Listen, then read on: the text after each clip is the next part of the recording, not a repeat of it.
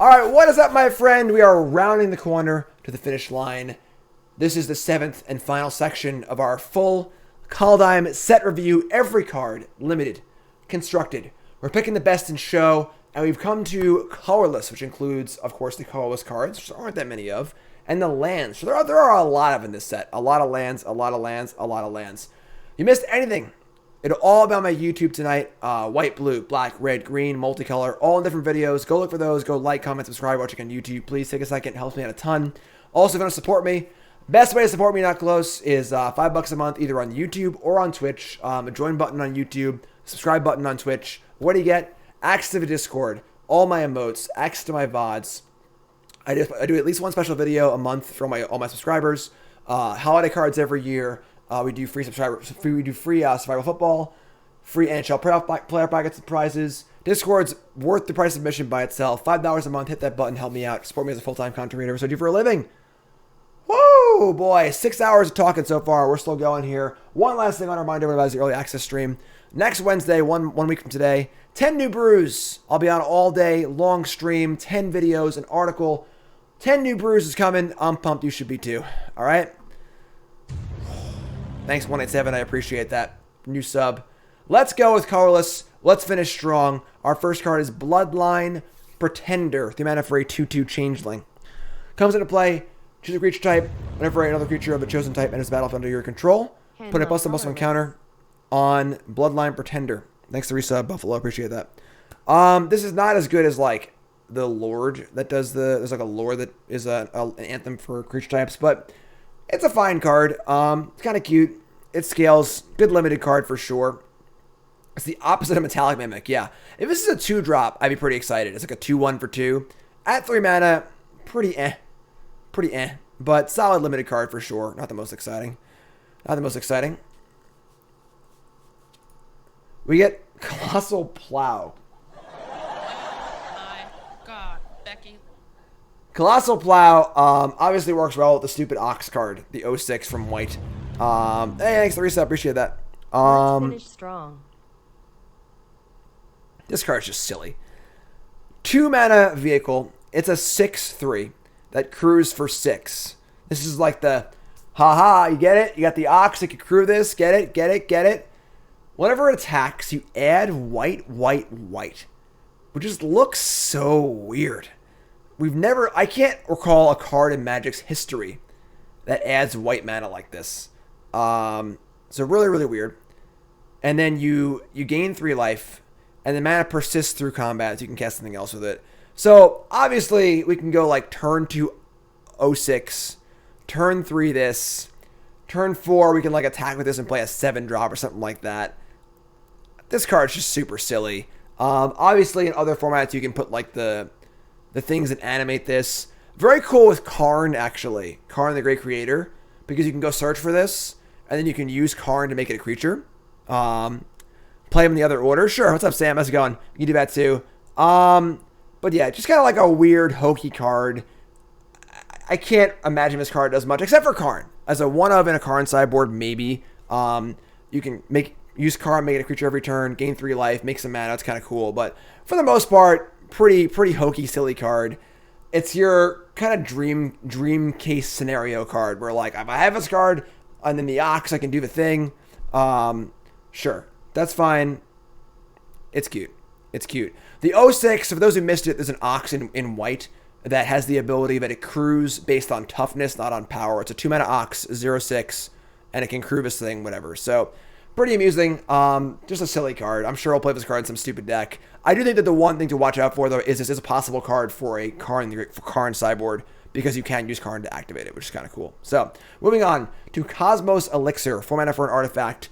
Beginning of your end step, draw a card. And if your life total... draw a card if your life total is greater than your starting life total. Otherwise, you gain 2 life. This card would have been good if it was printed in the year 2011 or some other old year. Back when it was not so much about the board and drawing cards was important. Maybe like 2006 or whatever. I don't know.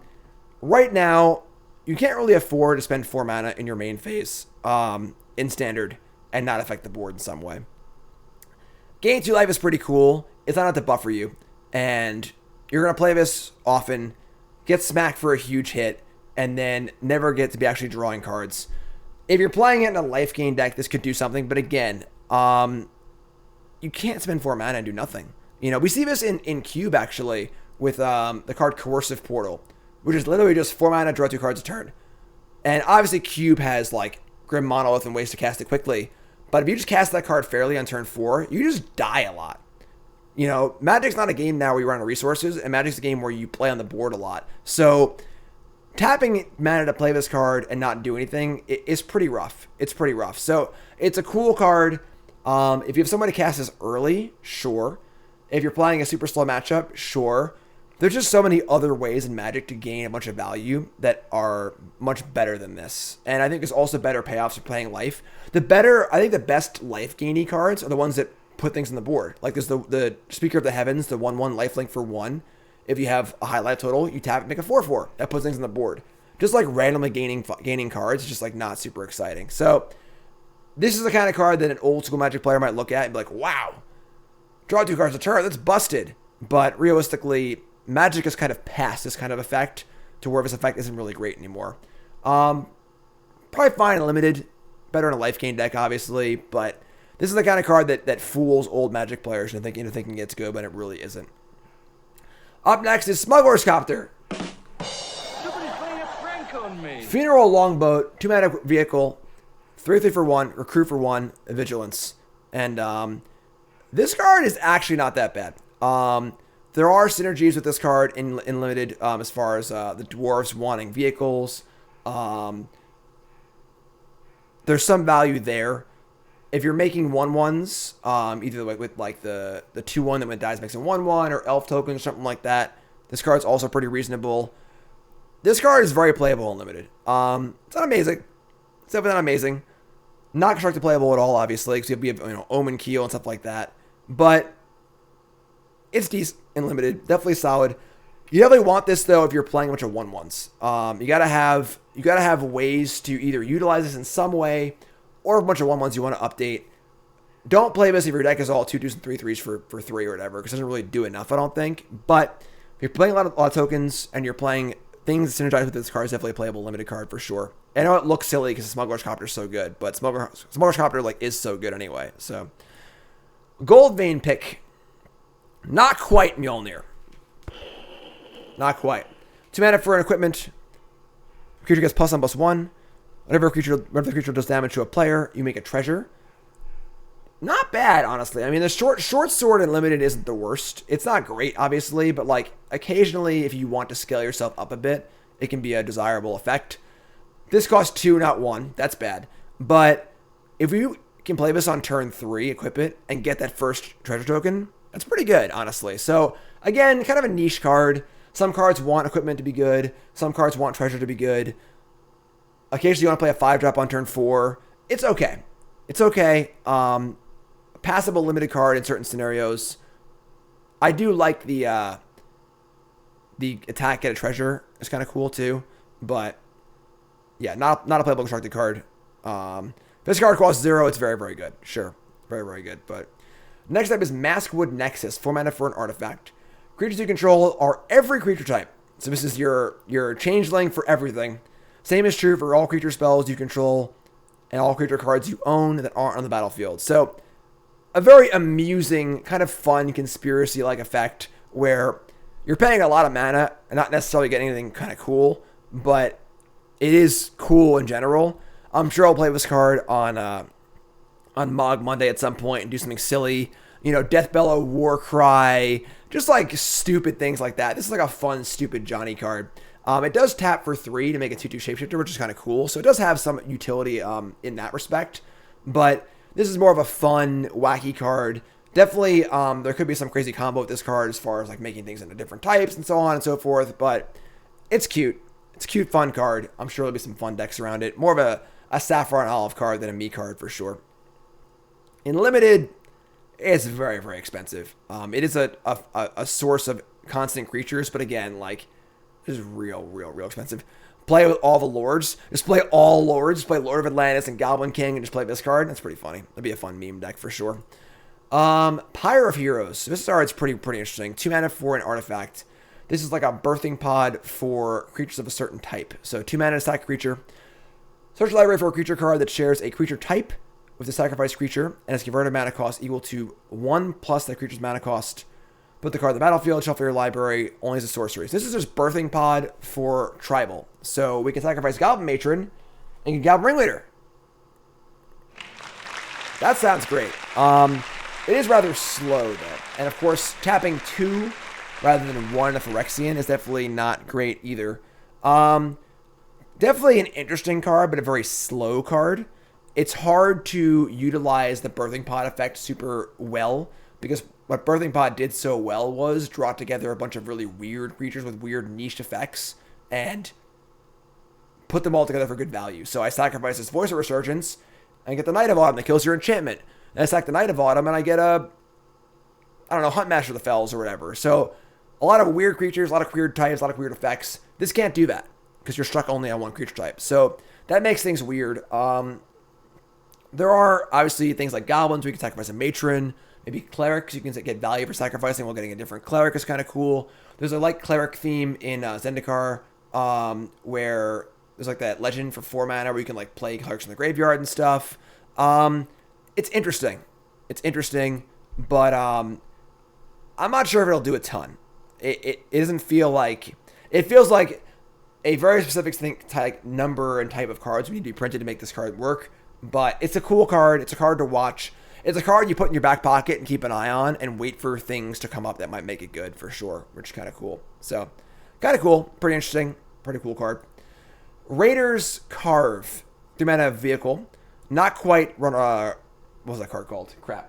Renegade Freighter. 3 mana for a 4/4. Crew for 3. Over attack, select the top card of your library if it's a land, and put it on the battlefield tapped. That's pretty good. It's just not great. I mean, like, the effect is pretty good, obviously. Being able to put in extra lands is cool. This is like the Goblin Guide for yourself, where you help make sure you draw spells later in the game, which is kind of cool. A 4/4 for 3 is fine. The problem here is that Crew 3 is a lot. And turning your 3/3 into a 4/4 is not super exciting. It's okay. It's okay. Again, if there's synergies with vehicles and stuff. This is a weird one. I would need to see how this one plays out, honestly. My gut tells me, though, that you're tapping a 3/3 to make a 4/4 is just not good enough. So, it's interesting. Kind of a cool card.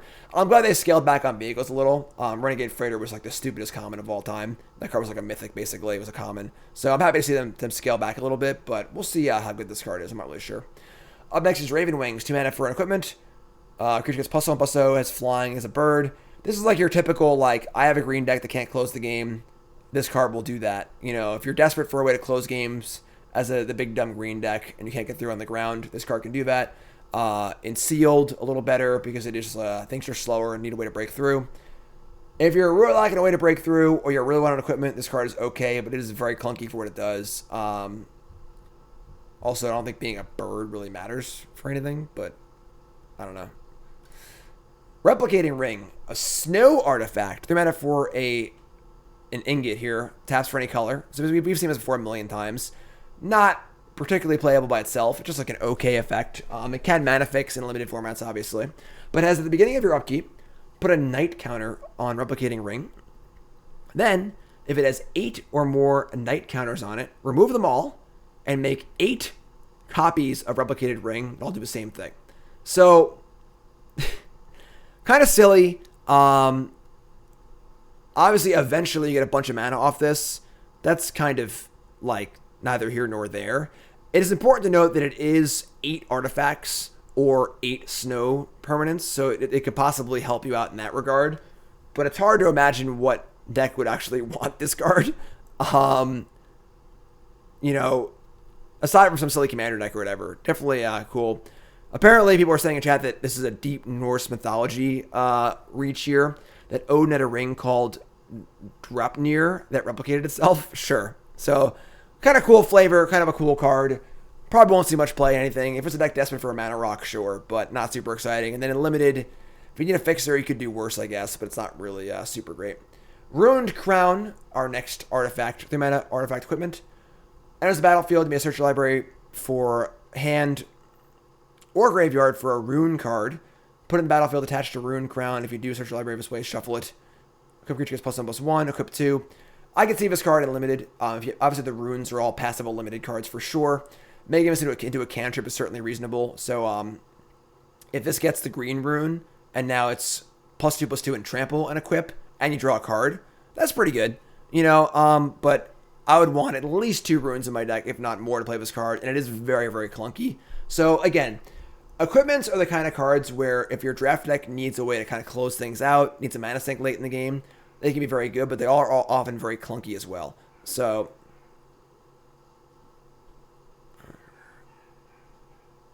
yeah, that's the thing. If you missed, yes, if you're just tuning in, you're near the end of the stream, but it'll all be up on YouTube, right, folks? So that's great. Kind of a cool, fun card. Don't think runes are very important for constructed, but good, fine draft card. Scorn Effigy. This card's very amusing. This card takes Foretell and makes it suspend. So pay 2, put this card face down. Next turn you can play it for free. So this is basically a 2-mana 2/3 with suspend, which isn't bad. I mean, this helps trigger all of your effects that want you to play your second spell, which is kind of cool. It's 2/3, which is fine. Being an artifact doesn't really matter, but it's kind of a fine card. Be very aware, this is mostly a synergizer for foretell effects and for when you play your second spell mechanic. So if you have a lot of that, this card could actually be very, very good in your deck. On rate, it's okay by itself, because a 2/3 for 2 is like okay. But if you have things to make this trigger, this is definitely a pretty solid enabler card. So solid draft card, something to watch out for. Its value will go way up if you have those effects in your deck. Our last artifact is Weathered Runestone. 2 mana for an artifact. Non-land permanents in graveyards and libraries can't enter the battlefield, and players can't cast spells in virtual libraries. Kind of like a Gravedigger's Cage. It's like a modern sideboard card thing. Just one of the many, artifacty sideboard cards. Whatever. It's a card. Moving on. There is 1 land for each color pair that's like a spell land. Comes into play tapped. It taps for a color, which is important. Then you can tap some mana and sacrifice it to do something. So our first one is Boros, and it has to deal with equipment. Yay, Boros equipment stuff. We love Boros-themed equipment cards so much. They're so good always, all the time. And we like them because they make us happy. Somebody's playing a prank on me. Let's read it. So you pay 1 red, white, tap. If red, white looks weird, think of it as you're tapping the armory itself for the other white. So it's white, red, colorless. Sacrifice the armory. Search for an aura or equipment card, reveal it, put it in your hand shelf for your library. The one good thing here is that this can get the aura that turns things into gold. I don't recall the name of it. 3-mana aura that can basically Oblivion Ring things. That's kind of cool, but not super exciting.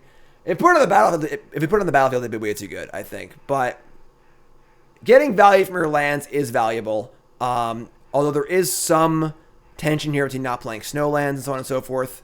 It can't pay for itself, but it is a white source in and of itself. So it's not like you need to play more red sources. As long as you're even white, red, you can cast this card, essentially, is what I'm trying to say. So not very exciting. You have a limited amount of tap lands you can play in your deck, if any. There's certainly an opportunity cost there. And getting value from your lands is great, but it's a give and take. And this one, the payoff isn't very good. So Axe Guard Armor, not too exciting. Bredegaard Stronghold is a lot better. So it's a green. You can pay a green, a white, and sacrifice it to put a +1/+1 counter on each of 2 target creatures you control, and they get Vigilance and Lifelink. Now we're talking. This is a lot better. So later in the game, we're playing our beatdown deck, and we have a few random creatures in play. Crack this, pump 2 creatures. It's a counter, Vigilance, Lifelink, attack. That's a big swing. And it's cheaper than the last one was, too. So this is similar to Shepherd Dunes, similar to cards like that, similar to what's the township? Gavany Township. Pretty powerful effect for a land. Again, the problem with this one is that typically your creature deck is going to want to have untapped lands, obviously. So there's a cost here for having the the effect being good, but the cost is a little higher. But this card's pretty powerful. Probably one of the better of these lands. That's a lot of value for a sacrifice land. Pump 2 creatures, lifelink, vigilance. That's a big swing. So I like this one a lot. This one's very powerful. We'll very likely see constructed play, and this card is bonkers in limited. Bonkers in limited. Bonkers. Next up is Gates of Isfel. I like this one a lot. 5 mana, sack it, gain 2, draw 2. I've played Blighted Cataract in my decks before. That's a colorless land that just draws 2. Gaining life here is nice. Tapping for white is nice. I like this card a lot. What's up, Movie Maker? I like this card a lot. You can't play a lot of this card. And again, there are so many ways to draw cards in Standard, but like you might not even need this card. But it is similar to Memorial of Genius, a card I like a lot as well. I just want to draw cards at the end of my opponent's turn. That's all I want to do. That's all I want to do. Is that a problem? Does that make me a bad person? Does it? So, gain, and the life gain here is very good too. Because obviously buffering your card draw with life gain is phenomenal, as Sphinx has shown us. So, like this card a lot. Pretty sweet. Definitely a card I'm going to try and play into a lot of bad control decks for sure. Up next, we have Gnotvold Slumber Mound. That's just a fun name. Constantly tapped. 6 mana and sacrifice. Stone Rain. I like a Stone Rain. Destroy a land and make a 4/4. This card ain't bad. It's a lot of mana, but for 6 mana, effectively 7 mana, killing a land and getting a 4/4 is not bad at all. This is not a bad card. Honestly, I could see this card in older formats too. Because having a way to kill a land is pretty relevant. You know, if your opponent's playing Field of the Dead, this could kill the Field of the Dead, you know? So, like, not super exciting, but it's instant speed also, which is kind of cool. If you're playing a red-green rampy deck, this card's super sweet. Probably not going to see playing Gruul or things like that, because you don't want to get 7 mana. But I like this card. I mean, being down a land when you have 6 lands in play is not a big deal, you know? So, definitely a cool card. I like it. Probably pretty fringe, but nothing better than trolling your opponents, right? I like it. I like it. Up next is the Great Hall of Starnheim. This is the black version. Sacrifices for white, black. Sack this and a creature. Make a 4/4 Sarah Angel token. Only at sorcery speed, though, which is big. At instant speed, this card has been really good. Even then, sacking some random token to make a 4/4 is kind of cool, but you got to have a creature. It's tap land. It's pretty specific. Definitely could see play for sure if it's like a black-white sacrificey deck. Turning your token into a 4/4 is pretty good. It's fine. It's fine. Pretty cool. Immerstrom Skull Karen is the Rakdos version here. We have red, black colorless to deal 3 to a target player, and that player discards a card. It is reach if you're an aggressive deck. We've all known from Ramonep Ruins how good that is, but comes in tapped, kind of hard to cast, sorcery speed.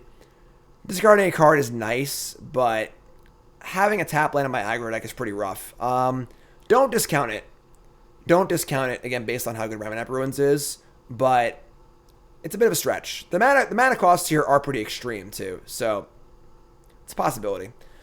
Next up is the Simic version. Oh, God. Litjar Mirror Lake. This one is 5 mana, green, blue. Sacrifice to make a creature that's a token. That's a copy of a token. So many words. Sacrifice it to create a token that's a copy of target creature you control. Except it comes into play with an extra +1/+1 counter on it. Active only as a sorcery. So, again, copying only your own stuff, not as good. But it's not a land, so the opportunity cost here is fairly low. This card's okay. If there's room for a tap land, it does stuff. It's fine. It's kind of a Win Mori effect. You know, I have an Elder Gargaroth in play, and then I can get another Elder Gargaroth to beat them even harder with, but it's fine. Doesn't get blown up by removal. It is only a sorcery. It's not great. Copying a Yorion is obviously very cute, but it just, I don't know. Not super exciting. Not really too great. Thank God. Screw Simic. Port of Carfel. The Dimir version. 6 mana, sacrifice, mill 4, then zombify a creature from your graveyard, but it is tapped. That's a pretty good effect. Obviously, we get a big boom from our graveyard. That's pretty nice. Pretty low opportunity cost. Upside here is very, very high. Get some sort of like, huge, awesome creature that's really cool. It is instant speed. It comes in tapped, so you can't ambush your opponent's stuff with it. But pretty cool. Pretty cool. Best of a cycle, I would say the green-white one so far has been the best of a cycle. Then we have Skimfar Elder Hall. This is the Golgari version. 5 mana, tap it, sacrifice. Up to 1 creature you don't control gets -2/-2, and make 2 1/1s. Sorcery speed again, similar to Ifnir Deadlands. Not bad, a little slow. Killing things and making tokens is very nice, but again, what kind of like aggressive deck wants to have a tap land? We're not really sure. Kind of cool. Definitely one of the better ones for sure. All of these are like pretty fringe, I think. Like they're fine, but they're like the opportunity cost of playing a tap land is pretty high, but definitely a cool card. Definitely some good value for sure. And there's one left in Surtland Frostpyre. The Izzet version is a 5 mana sack to scry 2 and Pyroclasm. Kind of cool. The problem is Pyroclasm still good on turn like 8? Maybe not. Scrying 2 is okay. Being a sorcery is kind of rough. The ones that are sorceries are all obviously much worse. I would say that the Azorius one and then the Selesnya one are the best two, with Golgari maybe trailing behind. But not super exciting. Just okay. The thing is, like, you do have a decent opportunity cost here of, like, this isn't that hard to play, and it can be really good against some decks, so it's okay. Enough of these, though. There's a lot of these. There's so many of them. That's all of them. Uh-oh. What's that sound? Best in Show, Thor. This one was a really, really easy pick for Best in Show. Faceless Haven is awesome. Snowland comes in untapped, taps for snow. The Best in Snow. Very Mutavault-esque. It's sort of like a mix between Mutavault and... Why can't I remember the name of any cards? Mobilize District. So, for 3 snow mana, you get a 4/3 Vigilance creature that's all creature types. That's kind of cool. So you get the mana back if you can use it for mana later on. It has Vigilance, so later in the game it can attack and block. It's just a come into play untapped Snowland, which is awesome. This card is great. Great any monocolored aggro deck. Great any snow aggro deck. They Wrath you attack them for 4. Attacks Planeswalkers really well. 4/3 is a lot bigger than a 3/3, and 3 to activate is a lot less than 4. And Mobilize District saw play in Standard in decks that had 0 legends. So, not a lot of play, but some play. This card is very, very, very, very good. This is going to see play in a lot of decks. Obviously, you got to be playing Snowlands, but this card's real, real good. Better than Crawling Barrens in a Snow deck, obviously. A little bit different. Crawling Barrens is more of like a big win condition for like a control deck, whereas this card's more aggressive, I think. But this card is definitely very, very good. Best in Show. I don't think it's close, honestly, as far as the Colorless lands go. Real, real good. A bigger Mutavault. There's not much to say, honestly. Just a really, really good card on rate for sure. So Thor, thank you. I appreciate that. Best in Show, our last one of the set. Up next is Shimmer to Fail. Comes in tapped. Choose a color. Add mana of a chosen color. I mean, just a fine limited card for sure. I guess maybe constructed if you're playing multiple colors. But for the most part, this is just a good draft card. Best in Show for each color, or each section, if you will. I don't really have a Best in Show for everything. I haven't really decided yet, honestly. So, just a draft mana fixture, whatever. Good snow card. Could see play in Standard if it's like a Sultai snow deck for sure. But only tapping for 1 color is pretty tough. Up next is Tyrite Sanctum. Comes into play untapped lands, Colorless. Tap 2, target legendary creature becomes a god, and gets +1/+1 counter on it.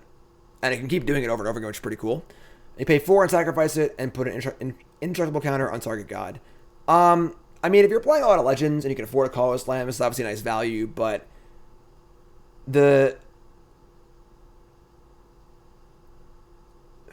The Faceless Haven is not exactly Mutavault. You know, the problem with Mutavault was that no colorless land. Mutavault soft banned any colorless land in Standard because you were playing for Mutavault before you played anything else if you had colorless land slots. The fact that Faceless Haven is only good in snow decks makes it a little more reasonable. But you still only have so many slots for colorless lands. Will this make that slot? Probably not. Playing colorless lands is a pretty big opportunity cost. Yeah, it's cool against Heartless Act. Sure, it's kind of cute in a longer game, but I think it's more of a commander card than anything else. Then we have the World Tree. Wait, just kidding. I mean a World Tree. I don't know why this card isn't legendary. Marrow and Forsyth said on Twitter that it's because they hate how legendary lands play, and the idea is that like a legendary land is so big you could have multiple parts of a legendary land. I don't know. Looks pretty freaking legendary to me. The World Tree is a land. It comes in tapped. It taps for green. As long as you have 6 or more lands, all of your lands are utopias. Tap for any color.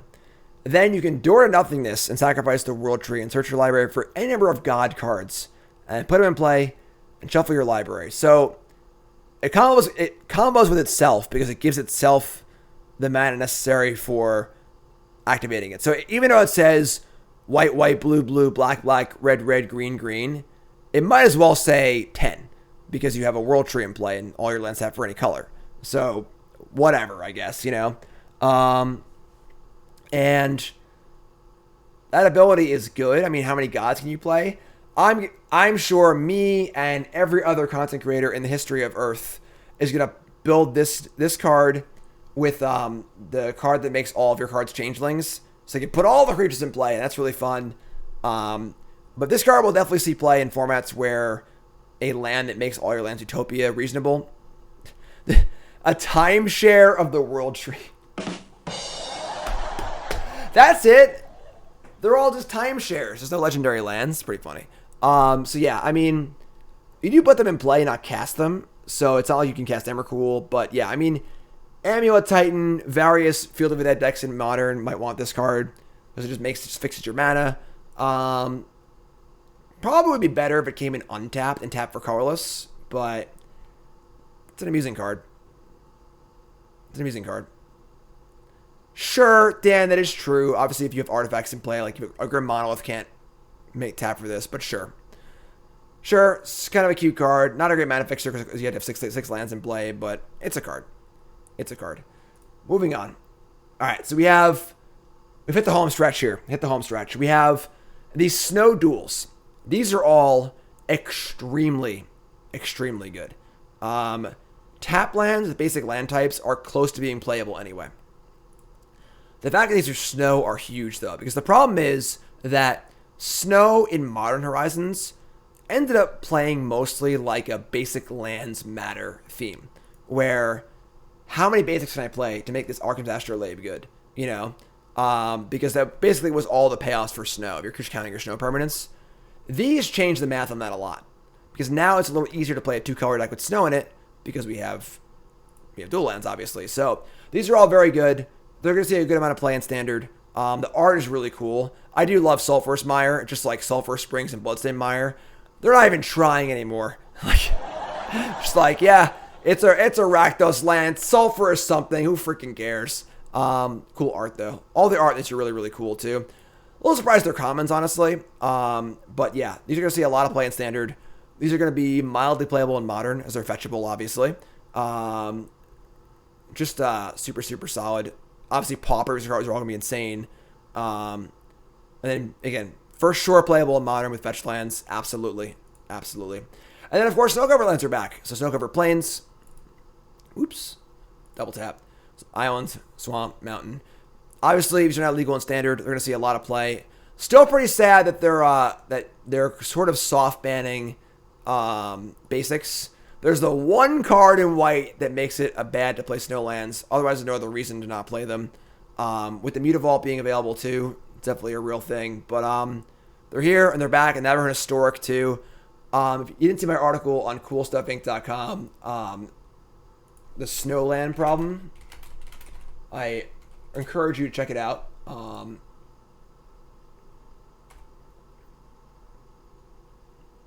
There it is. Check it out on CoolStuffInc.com, where I go over the problem of snowlands and how to make a downside. I get some cool ideas for cards that could be a thing. But check that out, of course, on CoolStuffInc.com, and all my articles and content on CoolStuffInc.com. Right. And but yeah, so I think there should be a cost to playing Snow, so you can't just play it for free. Whatever. What I want doesn't matter. They don't care about me. And yeah, it's very important to note that these are not free for limited. You must draft these. So if you're building a snow deck, you got to get your Snowlands in limited. That's important. These are pretty high picks in limited if you're playing a snow deck, for sure. There are so many playables now in draft that it's not hard to make a playable deck. So take your Snowlands, take them high, and especially with duels, for sure. Especially with duels. So that's the Snowlands. And perhaps the best for last here is the Pathway cycle is finally complete. I know it's only one set, but I just really hate when we only have half a cycle. We now have our Simic Pathway land. We now have our Rakdos Pathway land, which is huge for standard because there's been a lot of Rakdos decks already. We now have our Golgari Rakdos land, which is important for a number of reasons, for historic and for standard as well. And we have our Azorius Pathway land as well. Again, these lands are the perfect standard lands. I love the Pathway lands. They are the perfect land for standard. They are very, very good, but not amazing. They're not like broken anyway. They're just very, very fair. Great mana fixing. I love having untapped mana on turn 1. Just great. Very happy these are back. And that's it. That's set review. Pamela, you are late.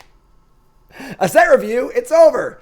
YouTube folks, like, comment, subscribe. Again, please take a look at all the set reviews here. Go watch all of them. There's a playlist so you can watch them from front to back. And get ahead of your competition. Learn about all the new cards.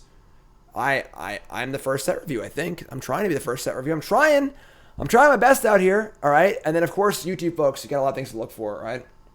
We got early access stream. 10 new brews, 1 week from today. I always do my 10 new brew stream. It is definitely my favorite piece of content that I do. I build 10 new decks for the new format with tons of Kaldheim cards. We get to play on the early access stream a day before it releases, which is really, really fun.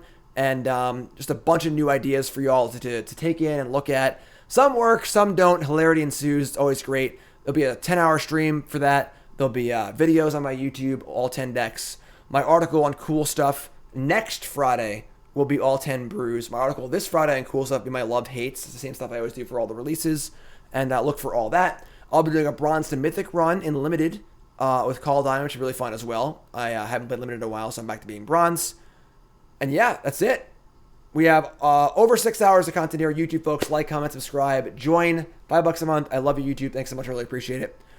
And